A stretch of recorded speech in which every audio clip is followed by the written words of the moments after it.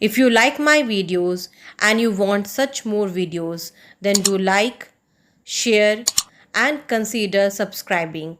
For the notification, do not forget to tap the notification icon. Thank you. Good morning students, welcome to today's class. Now we are going to move forward in the chapter reproduction, and today we are going to study about the human reproductive system. Now if you remember, in our last class we studied about sexual and asexual mode of reproduction. The sexual mode of reproduction needs two parents and they have reproductive system to give them sex cells which involve during the reproduction. Now let's see how is the human reproductive system. Human reproductive system.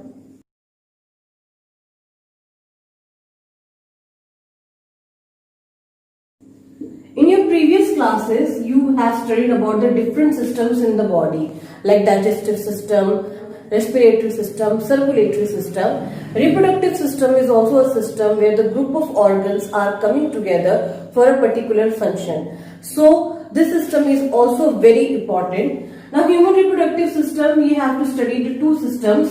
Here we are going to study the male reproductive system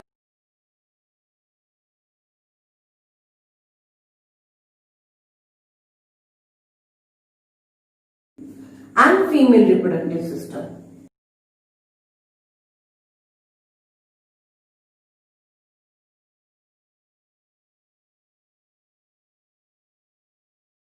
Now what is similar between the both of the reproductive system, means the male reproductive system and the female reproductive system, is that they have glands, they have ducts and they have a organ for the purpose of copulation. The similarity between both of the reproductive system is that they have a pair of glands and the ducts by which the sex cells move and an organ for copulation. Now you want to know what is a gland. Gland is an organ and its main purpose is to release, to secrete. So what they do, they secrete the sex cells or the gametes. So the main function of the gland is to do secretion. There are lots of other different types of glands in our body and they have a different function which we'll study in our next class under the endocrine system. In the reproductive system, both of the reproductive system is having a gland. So what are the different organs which we are going to find in male reproductive system and a female reproductive system?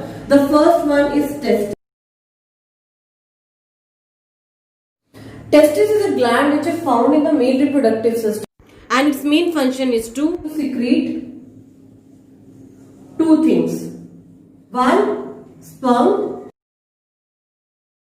another is testosterone.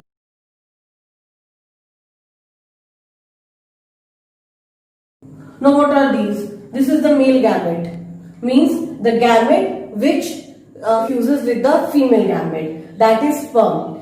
And testosterone is the hormone which is responsible for the changes that is brought in the boy during the adolescence period. So that is been secreted by testes. So this is a gland which has two functions, one to secrete sperm, that is the male gamete or the sex cell, and another one is to secrete hormone, that is testosterone. I am repeating again, the testosterone hormone is responsible for bringing the changes that is required during adolescence in the male body. So all those changes that happens in the male body is due to the hormone, that is testosterone. Now how is the testis? Testis is ball shaped and it is encompassed in the bag called scrotum bag. Now this sperm is having a unique structure. Sperm is a single cell and it is having a unique structure. Now this sperm,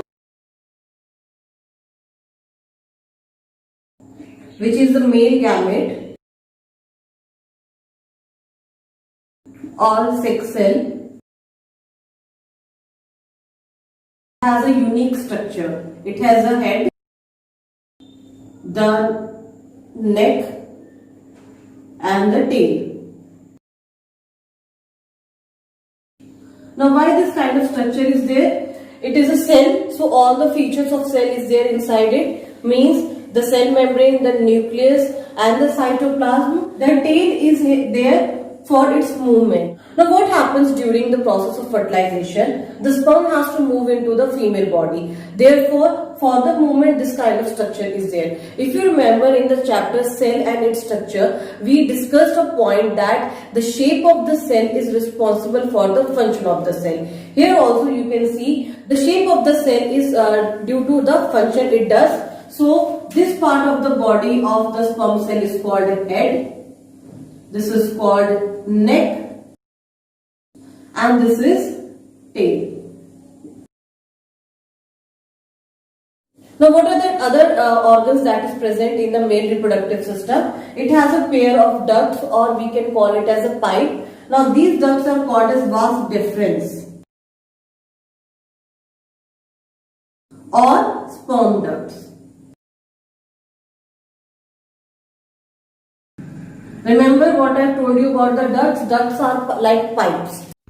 So these ducts, what are they doing? They are transporting the sperm from the testis to the penis. So for the movement, so that the glands can pass the sex cells to the copulatory organ, they need these ducts. These are called vas deferens or the sperm ducts, and it has a pair of sperm ducts, means there are two sperm ducts that is present. Then comes the third organ, that is called penis.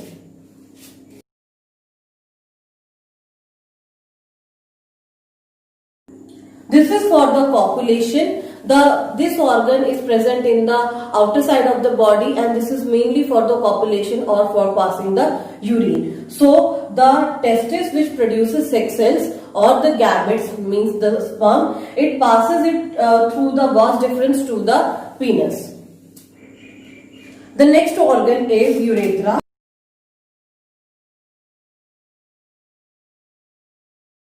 Urethra is a long tube that is present in the penis, and it carries urine and semen to the penis.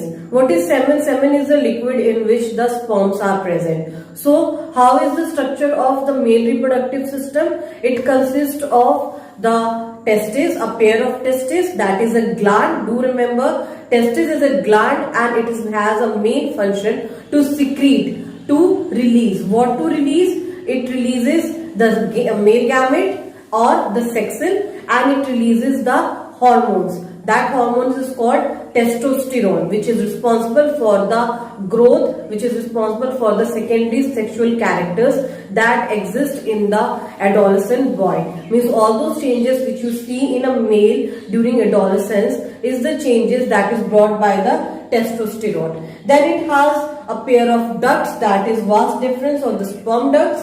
Then the penis is there, which is a copulatory organ. Penis is the organ which helps in the mating process, and then there is urethra, which carries the urine into the penis. So this is all about the male reproductive system. Similar is the female reproductive system. Now what is similarity? Similarity is that it also is having glands and the ducts. Let's learn about the female reproductive system. Now let's understand about the female reproductive system. It has similar type of organs. Like the first organ which we are going to discuss is ovaries. These are the glands, similar to the testes as they was in the male reproductive system. These are the glands, the ovaries. They are a pair of ovaries, and the function of ovaries is again to secrete things. Now ovary is a gland, therefore its main function is secretion or to release. Now what they release? They release sex cells or the female gamete,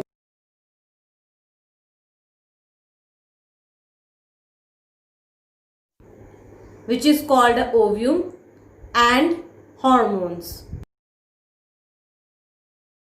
There are two types of hormones that is secreted by ovaries. These hormones are estrogen and progesterone. Now what is this sex cell, or what are estrogen or progesterone? Well, ovum is the egg that is produced by the ovary, and there are two ovaries and each ovary produces eggs alternatively. Means one ovary produces egg at one time and another ovary produces egg at the another time. While these hormones are very important during adolescence, like estrogen is the hormone that is released during adolescence period, which helps the female or the girls to develop the secondary sexual characters. While progesterone is developed after the birth of the baby, it helps to activate the mammary glands so that it can secrete milk. So these hormones are all secreted by ovaries. I am again repeating, ovaries is a gland. We are going to discuss about the glands more in a descriptive manner in our next chapter. Now what is the another organ after ovaries? That is fallopian tube.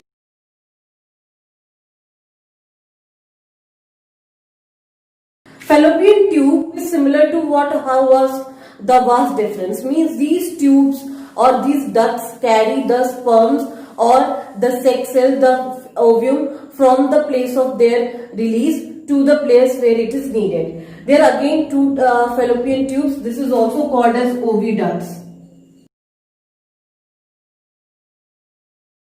This is the place where the fertilization process takes place. Means the sperm mates or fertilizes or fuses the egg in the fallopian tube and it remains in the fallopian tube, then it moves to the uterus.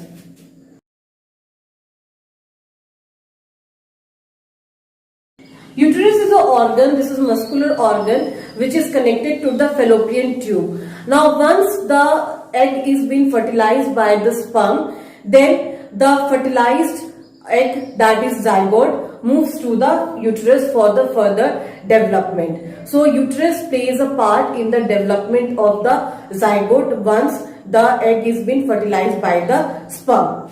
Now what happens? In the case of male reproductive system, the sperms are produced every time. But in case of female reproductive system, the eggs are produced after every 28 days. So the one egg is produced at 28 days. If it is not fertilized, then it is discarded and then another egg, a new egg is produced. The egg is quite large, which can be seen by naked eyes. In fact, this is the largest cell that is found in the human body. What is the organ after uterus? That is cervix.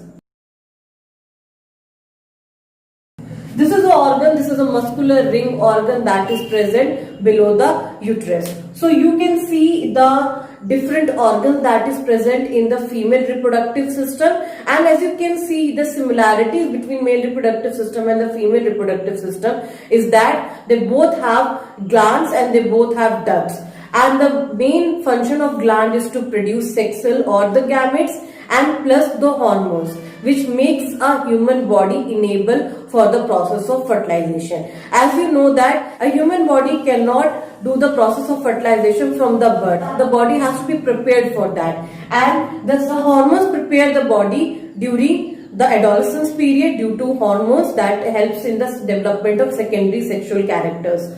Now this is the human reproductive system, both male and female reproductive system. Now let's understand the next topic, that is fertilization process. Now we are going to understand the process of fertilization. If you remember in your class 7th when you were studying about the sexual reproduction in plants, you understood the term fertilization. So anyone can define that term for me? Yes, the fertilization process is the process of the fusion of the male gamete and the female gamete.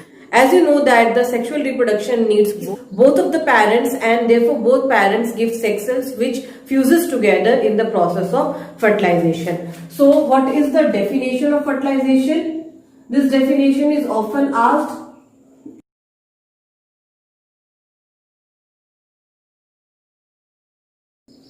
The process of, I am writing down the definition, the process of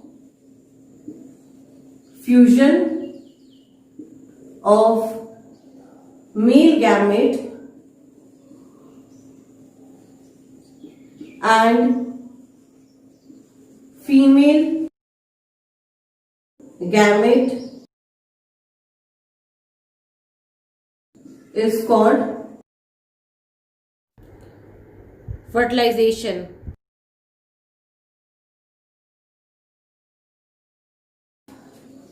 Now you know that which is called male gamete, that is sperm in the case of human body, and what is the female gamete called? That is ovum. So sperm, when fuses with ovum, it produces zygote.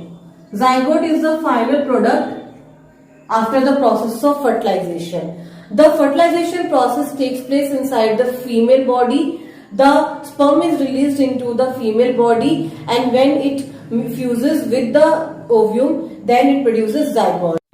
And in human, the fertilization is internal fertilization. You will learn about fertilization. That fertilization process is of two types: internal fertilization and external fertilization. As you can understand by the term itself, internal fertilization means the fertilization which takes place inside the female body, and external fertilization means when the fertilization is taking place outside the female body. Now let me give you some examples of it. Internal fertilization, human body, many other mammals, whereas external fertilization can be seen in the case of frog and fish. What they generally do, they releases eggs, and the eggs is being binded with a jelly kind of substance into the water, and then the male animal releases the sperm and fuses in the water itself. So that is the external fertilization, and the process that is happening in the human body is the internal fertilization. So let me write down the definition. I will also discuss the differences between these two, internal fertilization and external fertilization, because this is one of the very common questions that is asked from this chapter, that differentiate between internal fertilization and external fertilization. So let me first write down the examples. Internal, you can write human, and external is frog. We will look into the differences just after this topic. So we were discussing about the fertilization process in human body. I am repeating again, it is a fusion, means the meeting of the male gamete and the female gamete, which is the fertilization process. This process is internal fertilization, and the zygote is formed after the process of fertilization, which is made up of one cell. Zygote is one cell. This is one cell, this is one cell, and this is also a one cell. After this process, the zygote starts developing into a ball of cell. We'll discuss that later on. So let me draw the diagram how the zygote looks like. Now as you know that the sperm is motile, means it can move. So during the process of copulation, the sperms, which is in millions in number, at one time millions of sperm is released by the male reproductive system that enters into the female reproductive system, and it starts getting fused with the female reproductive system. It starts getting fused with the female gamete.